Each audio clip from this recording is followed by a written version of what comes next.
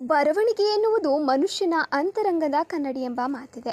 ಅದರಲ್ಲೂ ಕನ್ನಡ ಬರವಣಿಗೆಯ ಬಗ್ಗೆ ಇಂದಿನ ಯುವಕ ಯುವತಿಯರಲ್ಲಿ ಅತಿ ಹೆಚ್ಚು ಕಂಡುಬರುವುದೇ ಇಲ್ಲ. ಅಂಥದ್ರಲ್ಲಿ ಇಲ್ಲೊಬ್ಬ ಯುವಕ ಗ್ರಾಮದ ಹಾಲಿನ ಡೈರಿಯಲ್ಲಿ ಕೆಲಸ ನಿರ್ವಹಿಸುತ್ತಲೇ ಕನ್ನಡ ಲಿಪಿಯನ್ನು ಹಿಮ್ಮುಖವಾಗಿ ಅಕ್ಷರಗಳನ್ನು ಬರೆಯುವ ಮೂಲಕ ಗಿನ್ನಿಸ್ ದಾಖಲೆಯನ್ನು ನಿರ್ಮಿಸುವ ಮಹತ್ವಾಕಾಂಕ್ಷೆಯನ್ನು ಹೊಂದಿದ್ದಾನೆ. ಸಕ್ಕರೆ ನಾಡು ಮಂಡ್ಯ ಜಿಲ್ಲೆಯ ಪಾಂಡವಪುರ ತಾಲೂಕಿನ ಕನ್ನಾಳು ಗ್ರಾಮದ ರವಿ ಎಂಬಾತನೇ ಕನ್ನಡಿ ಬಿಂಬ ಬರವಣಿಗೆಯನ್ನು ರೂಢಿಸಿಕೊಂಡ ಸೃಜನಶೀಲ ಕಲೆಗಾರ. ಈತ ಕಾವ್ಯ, ಕವನ, ಸೂಕ್ತಿಗಳನ್ನು ಕನ್ನಡಿ ಬಿಂಬ ರೂಪದಲ್ಲಿ ಬರೆಯುವ ಕಲೆಯನ್ನು ತನ್ನೊಳಗೆ ರೂಢಿಸಿಕೊಂಡಿದ್ದಾನೆ. ತನ್ನ ಮನದ ಅಂತರಾಳದಲ್ಲಿ ಮೂಡಿದ ಕವಿತೆಗಳನ್ನು ಗಿಡಗಳ ಎಲೆಯ ಮೇಲೆ, ಹೂವಿನ ದಳಗಳ ಮೇಲೆ, ಎಳನೀರಿನ ಮೇಲೆ, ಬಾಳೆ ಎಲೆ ಮೇಲೆ ಕನ್ನಡಿಯಲ್ಲಿ ಕಾಣುವ ಬಿಂಬದಂತೆ ಅಕ್ಷರಗಳನ್ನು ಮೂಡಿಸುತ್ತಾ ಎಲ್ಲರನ್ನೂ ಬೆರಗು ಮೂಡಿಸಿದ್ದಾನೆ.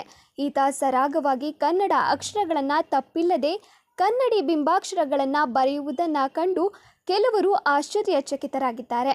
ಅಂತರಾಳದಲ್ಲಿ ಮೂಡಿದ ಕವಿತೆಗಳನ್ನು ಹಿಮ್ಮುಖವಾಗಿ ಗಿಡ, ಮರ, ಎಲೆಗಳ, ಹೂವಿನ ದಳಗಳ ಮೇಲೆ ಮೂಡಿಸುತ್ತಾ ಗಿನ್ನಿಸ್ ದಾಖಲೆ ಮಾಡುವ ಕನಸು ನನ್ನದಾಗಿದೆ ಎಂದು ತಿಳಿಸಿದ್ದಾರೆ. ಇವನ ಕೆಲವೊಂದು ದ್ವಿಪದಿಗಳನ್ನು ಕೂಡ ನಾವು ಗಮನಿಸಬಹುದು.